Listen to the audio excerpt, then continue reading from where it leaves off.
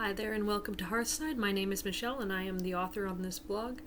So, in my last video I was talking a little bit about Jord or Nerthus and the idea of earth goddesses and tying it to the reconstructed Proto-Indo-European myth cycle. I'm interested in the Proto-Indo-European myth cycle within a bunch of the different myths and how they relate to Nordic lore. So in this particular post that this video is based off of, I am looking at the story of Thor and Jörmungandr, and tying it a little bit with the story of Ragnarok as well, just because I think that there's something there. But mostly focusing on Thor and Jörmungandr because there is a story in the Proto-Indo-European myth about the thunder god who is called Perkwunos, and I might be pronouncing that wrong. No one speaks Proto-Indo-European anymore. It's even more of a dead language than Old Norse, so bear with me if that's not quite how it was meant to be reconstructed. But Perkwunos is the thunder deity, and he is also depicted as slaying a giant serpent of some kind.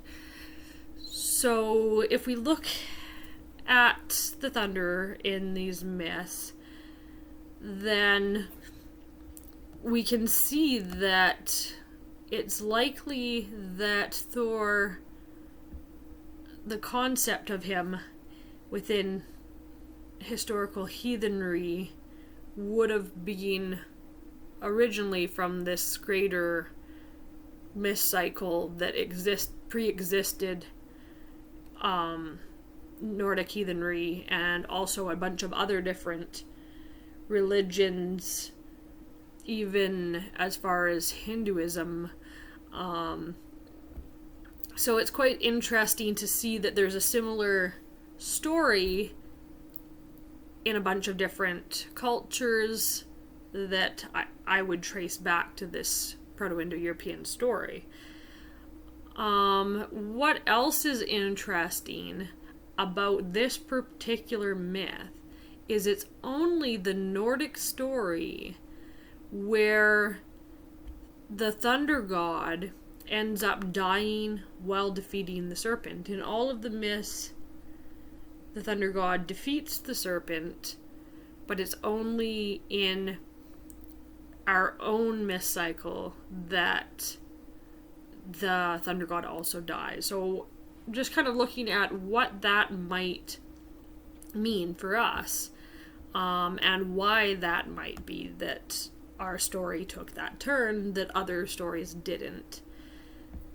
So first of all, I was thinking about this a lot because I think about Thor this time of year with all the thunderstorms that have been happening here and all the water that's needed for the crops, but also sometimes delays harvest, so there's a lot going on there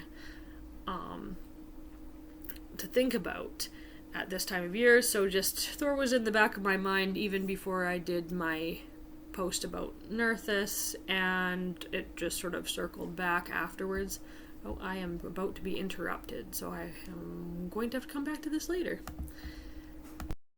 Alright, trying to get back into it after a short break. So, while there's a number of different possible explanations for why the Nordic story differs, I think the main one that comes to mind for me is the Ragnarok story arc. Seems as though it was definitely restructured to fit a more Christian narrative. To me especially, I always noticed the character of Loki between that story and other stories just doesn't seem to quite line up. So that is the immediate hint for me that that's going on. It seems likely that the heathens did have a story to explain a cycle of great climate upheaval or something that was going on in that regard, and that would have been the original Ragnarok story. However, the level of devastation and just sort of the wildness that this tale takes on, like having the ship of the dead made out of fingernails and such, it just seems it's become too extreme. Like something's going on with the narrative, and I think that it's the Christian element where they're like trying to make it more like Revelations, in my opinion. So here we have the Nordic heathen culture that respects and reveres the dead, and then suddenly they're almost like coming back during Ragnarok as demons to reap destruction on their descendants. So it doesn't fit for me. So it doesn't seem a stretch either that Jörmungandr, the Thor and Jörmungandr story, has also been shifted and Christianized to fit this narrative. And what better way to reduce the power of the thunder god than to suddenly make him not so powerful? He's fallible to the great serpent that threatens all the 9 worlds. He's fallible to an enemy of the Ceisiwr. The mighty Odin hunter actually is not invincible. And I mean, I don't think in any sense that Thor is invincible, but the idea of him losing, it's a bit difficult with all like the Jotun that he's fighting all the time and how he's like stronger than all of them pretty much, unless they use trickery against him. So it seems like it's been tampered with in some way. And then I'm also looking at who is Jörmungandr. We know very little about him, other than the Ceisiwr cast him into the ocean out of Asgard, and that he's a great worm who grew in size over time to encircle all of the world. So we know he and Thor seem to be natural enemies, but why is he a serpent and why is his brother a wolf? In the Nordic myths, it makes more sense. Like, wolves are an easier symbolism to understand and unravel. We see so many different wolves within the mythology. I've talked about them before when I was talking about Tyr and Fenrir. And we know that wolves to the Nordic people were both able to be friend and foe in different contexts. And it fits perfectly with the society of that time. The serpent is a bit more difficult to understand in Nordic mythology because the serpent as a symbol across cultures has been tainted by Christianity. And so it's a little bit difficult to figure out what the original meaning might have been.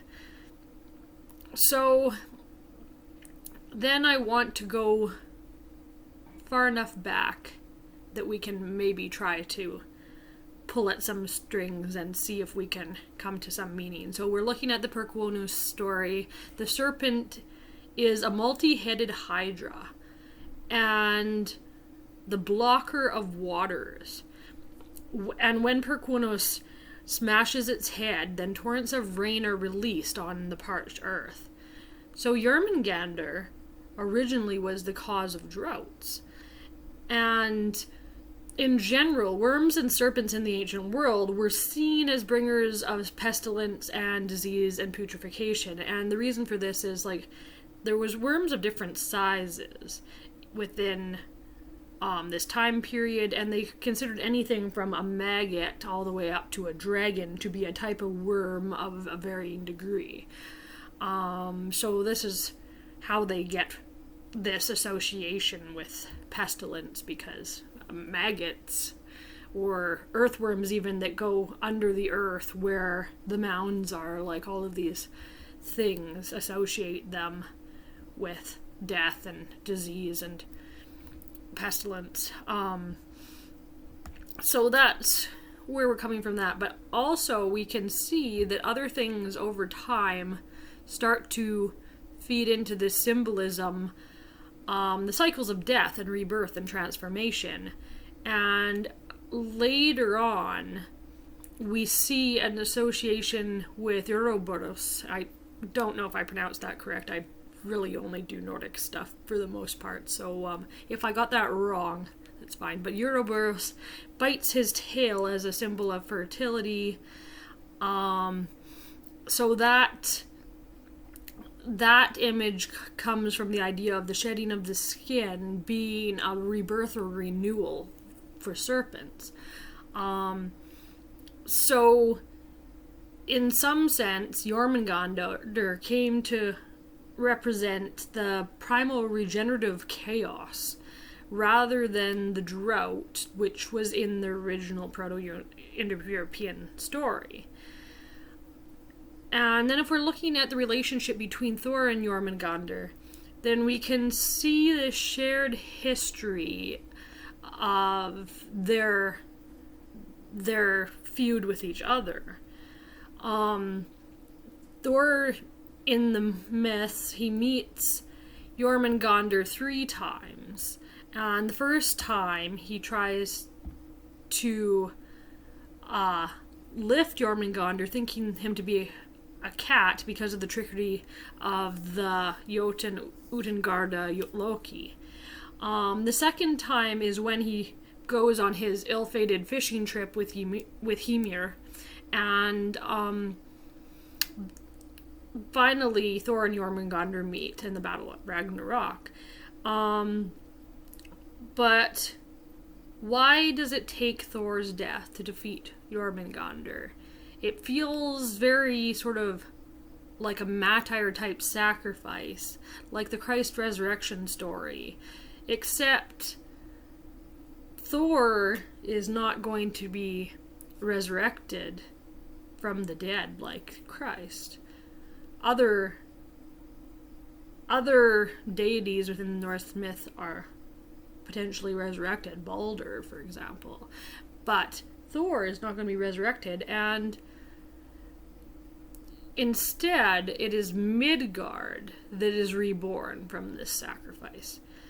But I still feel stuck on this. Like, it just... Like, we need this story on some level to warn us and explain to us when cataclysmic environmental events happen. But it doesn't make sense to me for the Thunder God to die. Because when Midgard is reborn, then we still need the nourishing rains, and who will take on that role if he's gone? It doesn't seem like there's a likely candidate. So to me, I believe, like, Ragnarok is a cycle. And it's a type of climate change that naturally occurs in the earth.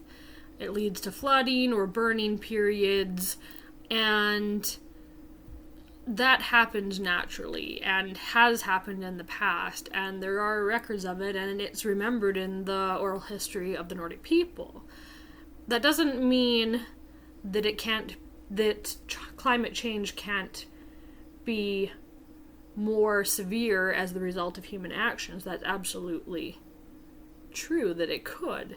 But there also are always just these cycles going on within the earth where there's burning or floods or whatever, and things change and shift over time. So the original story is about this, and like it wasn't in any way predicting what might happen as a result of our own actions, which is what some people I have seen online are trying to suggest today. So our ancestors would have been aware of these cycles. Some of them would have lived through them. The one example I always think of is there was a very large volcanic eruption at one point in Nordic history. I believe it might have been even Iceland or something, and it came over the seas. I'd have to try to find the source. But it basically blanketed volcanic ash over all of the atmosphere in Northern Europe for at least a year, if not longer. And I think that might be where like the story of Fimbulwinter might have come in at the onset of the Ragnarok story, and these sort of big environmental changes that occurred. So to our ancestors, of course, they would have been even bigger and scarier than they would be for us when we're able to use modern scientific tools to determine weather, to determine when cataclysmic events such as earthquakes, volcanoes, tsunamis might happen. So we are better informed about what's happening around us, and this is why they needed this story to explain it, what happened, and then explain that it could happen again to future generations. So the imagination of the ancient heathens turned these cycles into the story of Ragnarok. But then, over time, elements of them changed with the retelling, until eventually when the Christians recorded them, they were completely rearranged and distorted. And that meant that suddenly Ragnarok became an apocalyptic story of devastation rather than the story of Midgard's transformation. And the result was the death of Thor. Without Thor, the elder heathens needed to go looking for a new god to protect the common people. And of course, Christianity is looking for a foothold in these regions. So it seems fitting that might have been a tactic. The original meaning of the Ragnarok story at this point was somewhat lost to time, and just as we forget about the Earth Mother and the cycles of Mother Earth, we also forgot some of the power of the thunder. And we've let the world of efficiency and progress drive us away from our roots as beings of Midgard. And the result is that we are not as aware of the world around us. We're not aware of the devastation that we wreak upon plants and animals and upon ourselves. And we have isolated ourselves by thinking that we're no longer connected to these cycles and labeling them as primitive. But that is where we're in trouble, because if we continue to discard nature as below us, then nature eventually is going to get rid of us. So the only way that forward is for us to find a better way to be in harmony with the world around us. And that is pretty much all I had on this myth. I know that might have been a little bit UPG for people. If that's not something that they're agreeing with me on, that is okay. I hope it got you thinking about the original myth, about the story of Ragnarok and how they are tied together, and use it however you will. And I will see you next time.